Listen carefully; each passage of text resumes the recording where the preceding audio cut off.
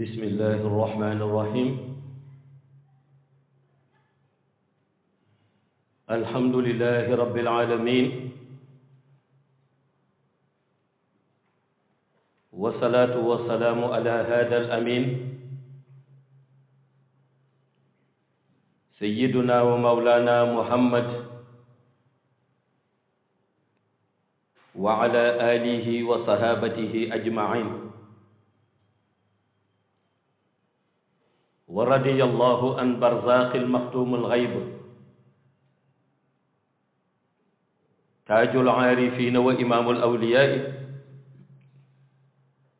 سيدنا ومولانا شيخ أحمد بن محمد التجاني الشريف رضي الله تعالى عنه. السلام عليكم. ñi ngi dellu si waat di ziyaara mbokk yu tedd yépp te di leen ndokkeel ci waxtu bu tedd bii di waxtu aljumaa waaye dellu si di sant yàlla moom mi nga xam ni moo wax la in shakartum la azidannakum su ngeen ma santee ma dolli leen mu ni kon bu ngeen di soxla wàllu ndollent nee na ngeen di dëkkoo di ma sant ndax yàlla nee na si laa koy jaarale moo tax nu koy sant waaye di ko ñaanit mu nangul nu dellu si waat di yeesal sunu ziyaara ci sang bu tedd bi nga xam ni moo di yonent bi sallallahu alayhi wa sallam yàlla wax ko wa ma arsalnaaka illa rahmatan lil alamin yàlla ni ko yónni bi ma la yónni sabab bi lenn rek la sabab bi mooy nga doon yërmande ci xeet bi yàlla ni ko loo tax ma yónni la yàlla dogalit ci xereñam ak ci ngëneelam ñu nekk ci weer bu tedd te di weeru yonent bi yonent bi sallallahu alayhi wa sallam yàlla daf ko ëmb ci bépp système bu dee système yi nga xam ni dafa jiitu woon ñëwam ay nawleem di yonent comme moom incarné ko yàlla ëmb na ko ci système boobu ndax xamal na leen ni yonent bi mooy seen source yéen kon nangu ngeen gën gi ko yàlla gënal def ko mu doon gën gi mbindéef ba tax na mission bu mel noonu la yeneen ci yàlla Moussa alayhi salaam incarné jàngale ko mais ci biir jàngale bi mu xam ni it source am mooy Muhammad Adam alayhi salaam xam ni source am mooy Muhammad Isa ibnu Maryam annoncé ko ndax xam na ni source am mooy Muhammad moo tax bi mu ñëwee mbokk yépp wër ko moom Isa mu wax leen yaa bani israila inni rasulullahi ilaykum musaddiqan lima bayna yadayya min at-tawrat wa mubassiran bi rasuli yaati min ba'diya ismuhu Ahmad waaw indi turu Ahmad bi mu yëgal leen ni man Isa ibnu Maryam système bi may incarné yépp génnul ma doon yonent yàlla inni rasulullahi ilaykum musaddiqan lima bayna yadayya min at-tawrat ba noppi mu ni leen dama ñëw aussi pour confirmer li nekkoon ci tawrat te sama nawle ba ñoo tuddee Moussa alayhi salaam incarné woon kon dama ñëw pour wan leen ni système bi benn waaw donte moom Isa ibnu Maryam injil lañ ko jox waaw waaye mu ñëw wax leen ni dafay confirmer li nekkoon ci tawraat waaye itam li am solo mooy li Isa ibnu Maryam révèle wa mubashiran bi rasuli yaati min ba'diya ismuhu Ahmad waaw mu ni maa ngi leen di yëgal moom Isa ibnu Maryam mu ni maa ngi leen di yëgal ni am na ku nekk ci kanam di ñëw ñu di ko tuddee Ahmad boobu dafa doon annoncer la venue du prophète Mohammed paix et salut sur lui waaw mu ne am na ku nekk ci kanam di ñëw ñu ngi koy tuddee Ahmad waaw ndax wax laa leen ni ci cadre Isa yàlla daf ko organiser dundam moom Isa ibnu Maryam ñu yar ko yaru asamaan ñu yar ko moom Isa yaru asamaan waaw mu gënoon nekk à l'aise moom Isa ak malaayika yi que nit ñi waaw kooku ci dundam la ndax cadre bi nga xam ni dafay dominer te yàlla tabaxe ko ci nuuraani yu bi mu laxas ci Isa ibnu Maryam cadre boobu mooy cadre bu élevé mooy cadre bu élevé ndax yàlla dafa jël Isa indi ko présenté ko comme un miracle yàlla dafa présenté Isa comme un miracle waaw ni mu ko présenté comme un miracle mooy dafa bëgg à travers le prophète Isa ibnu Maryam yàlla wane ni moom lu ko neex créé waaw innal masala Isa inda allahi ka masalil aadama xalaqahu min turab summa xaala lahu kun fayakun yàlla ni leen su ma neexee jël Isa rek wax ni ngeen misaal ko mu mel ni nu misaalee Adam mu ni Adama xalaqahu min turab waaw cadre Isa nag summa xaala lahu kun fayakun waaw dama ni nekkal mu nekk Isa ibnu Maryam moomu nga xam ni tey jii religion ba ñoo tuddee wàllu christianisme dañuy wax ni ay taalibeem lañ donte injil tawrat ak zabour ñoom ñëpp seen base légale mi ngi ci alquran le saint coran waaw boo jëlee zabour vrai zabour jël tawrat vrai tawrat jël injil vrai injil ñoom ñëpp seen base légale mi ngi ci le saint coran le saint coran mooy livre bi yàlla jox yonent bi sallallahu alayhi wa sallam di Muhammad ñoom ñu wax ni Isa mooy seen prophète Isa ni leen d'accord naa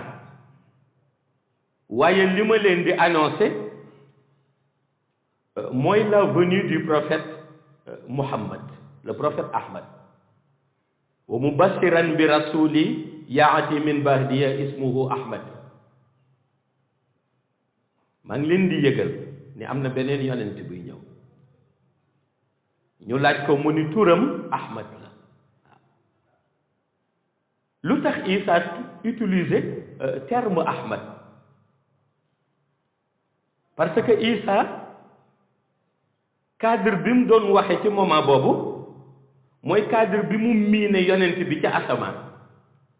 te cadre boobu lañ ko yar te yonent bi ca asamaan Seydi Ahmad mooy turam ba fa gën a siiw waaw moo tax Isa ibnu Maryam utiliser cadre Ahmad waaw mais relation bi am ci diggante Ahmad bi ak Muhammad bi benn relation rek la bu légal waaw te relation bi légal ba alquran officialisé ko mooy huwa allazi arsala rasulahu bil huda wa diinil haqq li yuzhirahu ala diini kullihi wa kafa billahi shahidan muhammadu rasulullahi waaw mooy cadre Muhammad boobu mooy bi yàlla seede boobu mooy bi alquran officialisé wu waaye alquran aussi bëgg leen wax ni su ñu jëlee le prophète Mohammed paix et salut sur lui wax ni turam bi gën a siiw it nu miin ko fii mooy Muhammad na ngeen bàyyi waale xelit ni yàlla dénk na ko yeneen tur waaw ndax waxuma sax indi cadre teggin bi rek ci Ahmad bi mais même ci alquran dafay indi Yaasin waaw Yaasin wal quraanil hakim innaka la min al mursalina ala siratin mustaqim waaw Yaasin boobu dellu nekkaat turu Muhammad kon da ngay gis ni même alquran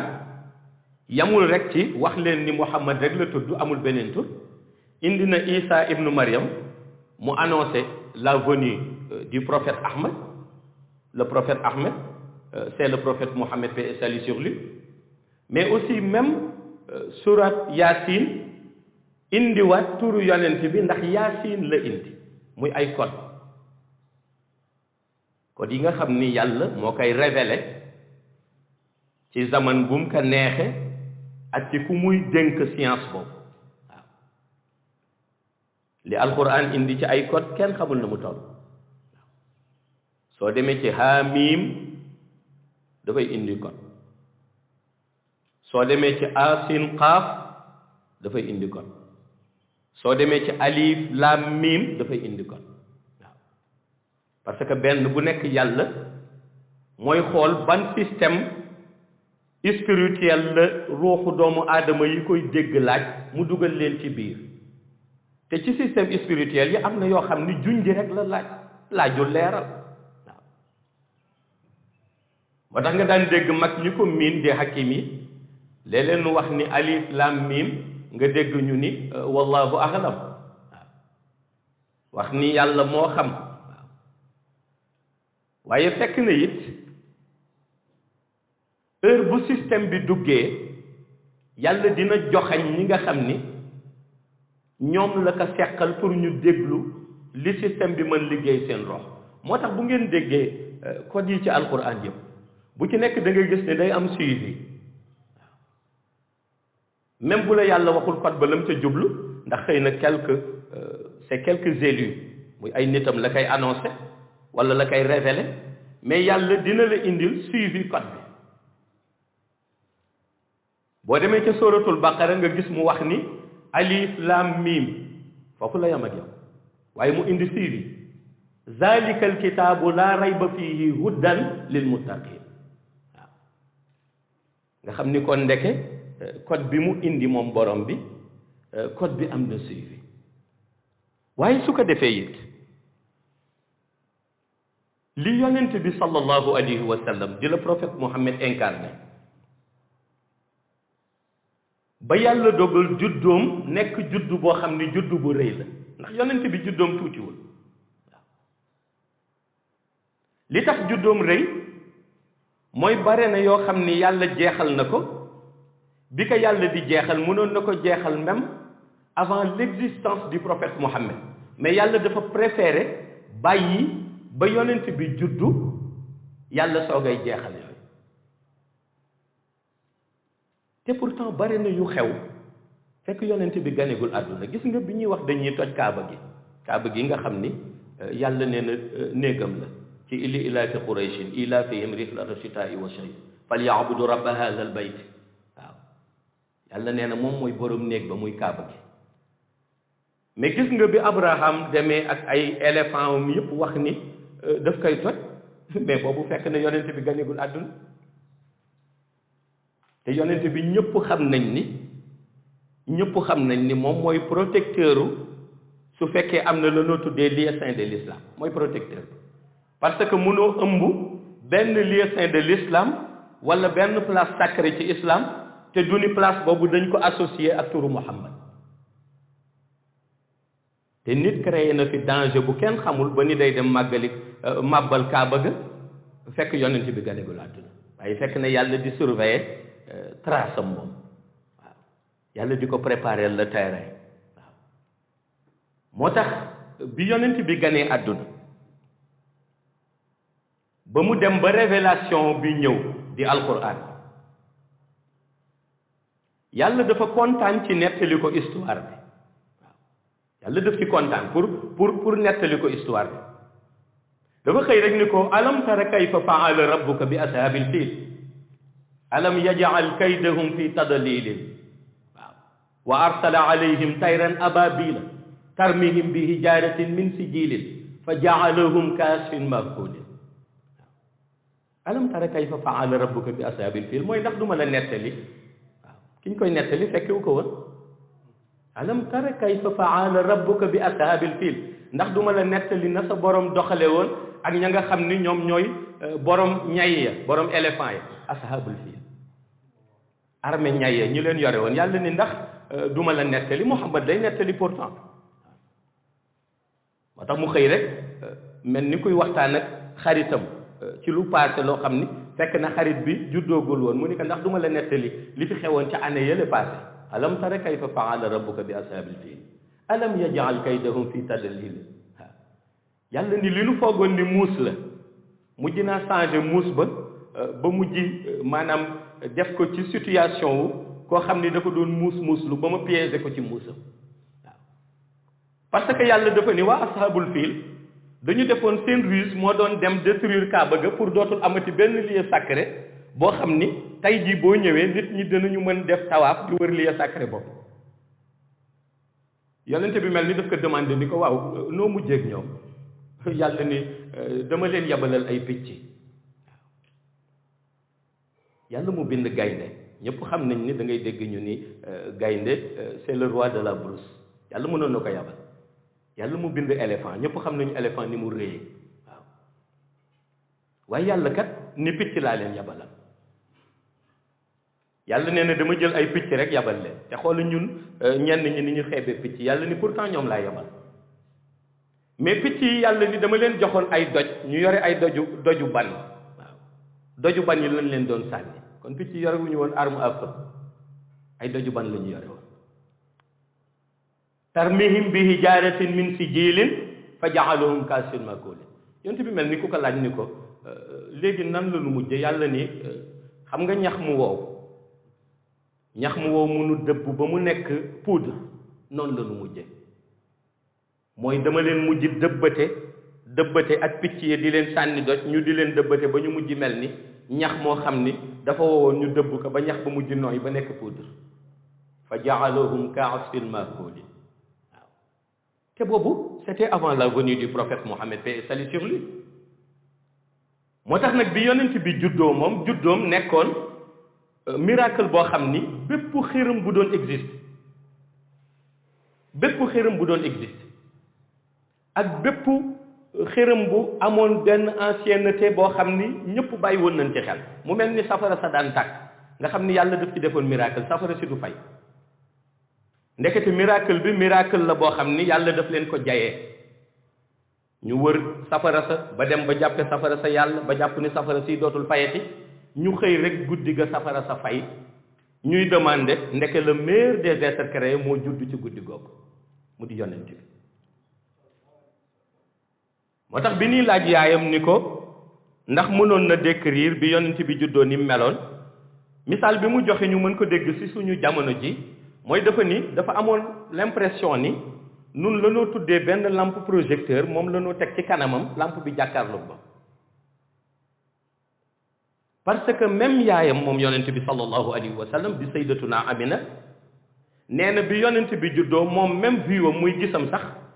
gisam dafa demoon ba mel na gis bi lampe daf ko muur waaw ndekete liir bi nekk ci kanamam liir bi moo indaali lumière bu mel noonu waaw liir bi yàlla daf ko éclairer def ci moom lumière intérieure def ci moom lumière extérieure diw ko ci uluhiyaat yi ak réalité ya ñu àndal ba bi mu nekkee ca kanamu jigéen ju sell ju mel na sayyidatuna Amina nee na dafa mel na lampe moo nekk ci kanam lampe boo xam ni dem na ba moom bu ko bëggee xool sax nee na bëtam yi day mel na dafay fullu ndax lampe bi waaw mu judd yonent bi xëy continuer ko waaw continuer ko ndeysaan waaw ba bi yàlla di jël waajuram bu jigéen waaye juróom bu góor génn na àdduna laata même moom muy gane àdduna waaye juróom bu jigéen bi ko yàlla di jël maamam yi ko yaroon yàlla di leen jël kenn par kenn ba jël entourage familial am yépp waaw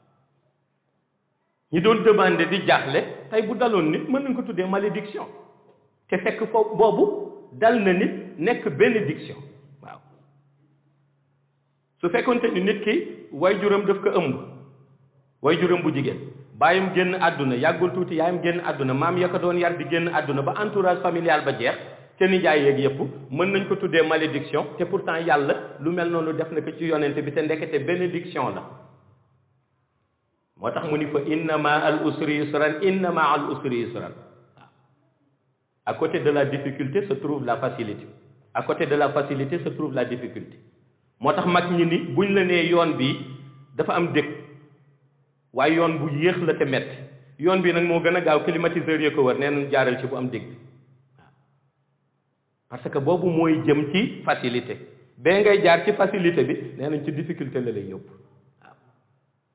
ndax missionnaire yëpp seen mission dafa ànd ak ay obstacle missionnaire yëpp seen mission dafa ànd ak ay problème missionnaire yëpp seen mission dafa ànd ak nu leen di traité d'imposteur doore ko ci le prophète Mohammed paix et salut sur lui di ko insulté guddeeg bëccëg mais mu réussir mission waaye juddoom boobu marqué ko moom Muhammad ba jouru altine fu mu jote moom mu woor ka moom yonente bi fu jouru altine jotee mu woor ñu laaj ko ci jouru altine bi woor bi muy woor mu ni ca la judd kon nag daf koy def bisu sant yàlla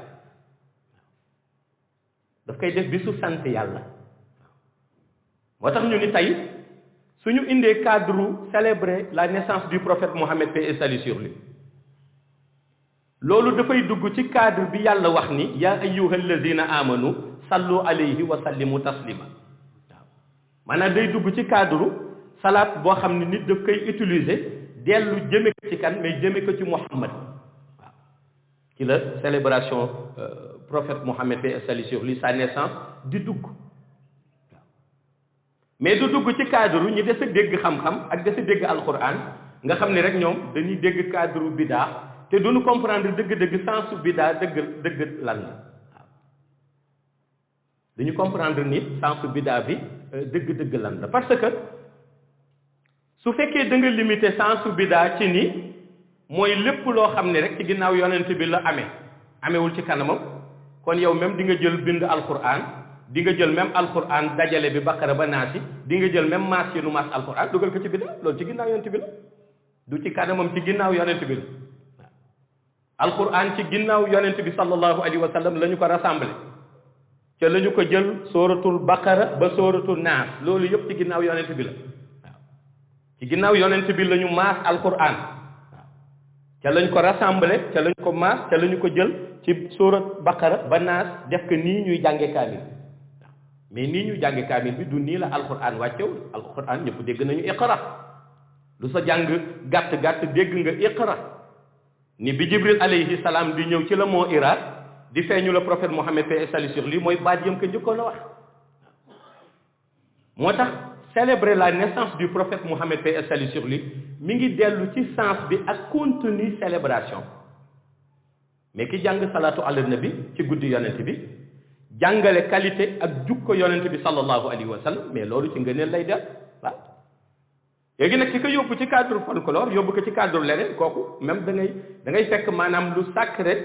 ku nu fonk ak koo xamee ni alquran daf ko jox gëdd yàlla jox ko gëdd nga saboote juddoom loolu mooy jël juddoom yóbbu ko ci beneen sens bu dul sensu delloo si nit ñi ci histoire am sensu jàngal nit ñi ay jukkoom sensu salaatu ala nabi ni ko yàlla santaane léegi cadre boobu yëpp nag bu dajee loolu moo tax ñu ni booy dégg rek da ngay dégg maanaam ci cadre boo xam ni xel mën na ko dégg waaw ndax jamono amoon na polémique bu fi amoon ci lu mel noonu waaw benn mag boroom xam-xam bu génnoon ni su fekkente ni màggal guddi yonent bi sallallahu alayhi wa sallam mu ni dañ ko delloo ci cadre bidaa mu ni kon xanaa cadre bidaa bu rafet la am ñu génnoon tontu ba ni bidaa bu rafet amul ma ni fu ngeen di delloo si dajale bi ñu dajale alquran bidaa bu rafet la ndax ci ginnaaw yonent bi la comme dañ ni lu xew ci ginnaawam rek loolu moo tax am xam-xam ak di gëstu ak di fàttali baax alquran bii ñu yore ci ginnaaw yonent bi sallallahu alayhi wa sallam lañ ko dajalee ca lañ ko résumé ci baqara ba naa si nii ca lañ ko maasee ca la ñu boole téere bi nii ñu yore ko tey waaw moo tax ma mosoon dégg ndeysaan benn hakim muy nit ku yàlla may xel waaw doom la nee na ci Cheikh Abdul Xaadir Mbàkke mu ni dafa mës a dem Màkka nee na daje fa ak benn mbokk mi nee na ni ko yéen Sénégal gis naa ni da ngeen di faral di def bidaa di yore kurus te kurus gi bidaa la nee na mu xool ko waa ji mi ngi takk montre takk verre mu xam ni mënul yorenteeg moom nee na mu ni ko yéen Màkka yi dégg naa da ngeen di def bidaa di soli ay lunettes di takki ay montre te montre bi ak lunettes yi bidaa la ndax yonent bi daawul takk montre daawul sol lunette waaw nee na mu ni ko non lii dafa ànd ak jamono nee na mu ni ko lii dafa ànd ak jamono te lii sax tane parce que lii dañ ci zikr te wala zikrullahi akbar waaw pour wax la ni xam-xam dafay laaj maîtrise waaw xam-xam maanaam du laaj rek nit ki di wax te fekk na la muy wax maîtriser wu ko boo bëggee xam-xam da ngay gëstu histoire waaw boo gëstoo histoire nag ba xam dëgg-dëgg sens bi lan la ci loolu ngay mën a comprendre dëgg-dëgg cadre Muhammad lan la waaw ba ci burdu Muhammadul Busayri bi ngay gis ñu koy jàng ci 10 guddi yi nga xam ni ñoom ñoo jiitu juddu yonent bi sallallahu alayhi wa sallam mag ñi di ko jàng benn bu ca nekk ci li muy delloo si xëy na yow yaay dégg maanaam galañ nga doo xam la mu tekki mais la muy tekki mooy ci màggal yonent bi ak tudd ay darajaam xam nga bu dee li ngay faral dégg ñu koy awoo muy cadre li ngay dégg ñu naan mawlaaya salli wa sallim daiman abadan ala habibika al xayril xalqi kullihim salatu ala nabi la loolu moom ak allahuma salli ala sayidina muhammadin wa sallim ñooy salatu ala nabi la boo xamul tekki ba nag xëy na yow mën nga ko gis ci beneen cadre même bu ñu dellu see tey ba ngay dégg cadre fa mabluxul ilmi fiihi annahu basharun wa annahu xayru xalqillahi kullihim yàlla moo utiliser kaddu gi di alquran mu ni wa innaka la ala xuluqin azim waaw yàlla moo njëkk joxoñ yonent bi sallallahu alayhi wa sallam ni ka tey suñ doon tànn wàllu qualité di tànn wàllu jukko jël la mu rëy rëy ba nga ca yore mooy vraie qualité ba kon yàlla maanaam moom mii boroom bind Muhammad yàlla moo njëkk wëlbatiku joxoñ Muhammad tagg ko ci wa innaka la ala xuluqin azim waaw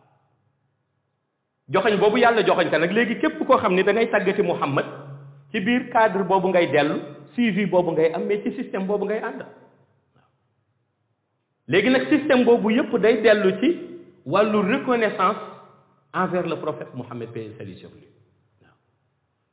te kenn ku nekk ak moom jokkuwaayam ak jokkoom ci digganteem ak yonent bi waaw loolu moo taxoon ma ni yonent bi dafa nekk source de bienfait ni ko yàlla waxe laqad jaakum rasulun min anfusikum azizun alayhi ma anitum harisun alaykum bil muminina raufun rahim waaw yonent bi dafa nekk source de bienfait nekk source ngëneel boo xam ni kenn ku nekk dafay xool lan lay essayer di jëriñu ci moom waaw yow mi nga xam ni li la doy ci yonent bi mooy xool xëy na nii ci sunna laay xool socc bii la daan soccoo moom laay soccoo nii la daan def nii laay def ngay am ci loolu kooku bu la neexee am nga ci plein fois waaye it bàyyil ki nga xam ni moom li ko doy mooy julli ci yonent bi ni ko yàlla santaane ak célébrer la naissance du prophète Mohammed paix et salut sur lui selon préceptes yi nga xam ni yonent bi moom la tegoon muy ay base solide yi mu tegoon yonent bi daan na wax ni képp kuy waxtaan ci man na nga utiliser cadre Muhammadu rasulullahi ndax lu ma mënta tuddee benn casquette laa sol mu jot ma mooy casquette bi ma yàlla seedeel te mu ni mooy man la yónni may yonentam kon nag yàlla nañu yàlla yàgg xiir ci loolu yàlla yàgg ñu may leeru yonent bi sallallahu alayhi wa sallam ñu di ko dundal te muy arrosé suñu rox ak suñu xol ci zaman bu nekk waaye aussi yàlla nangul nu lépp loo xam ne rek dañ koy jàng jëme ko ci yonent bi sallallahu alayhi wa sallam ñu fexe ba daje ceeg yërmande yàlla waaye itam dem ba ñaan daje ceeg ngërëmam yàlla nañu ko defal ko mboolum jullit assalaamu aleykum wa rahmatullahi taala wa barakatuhu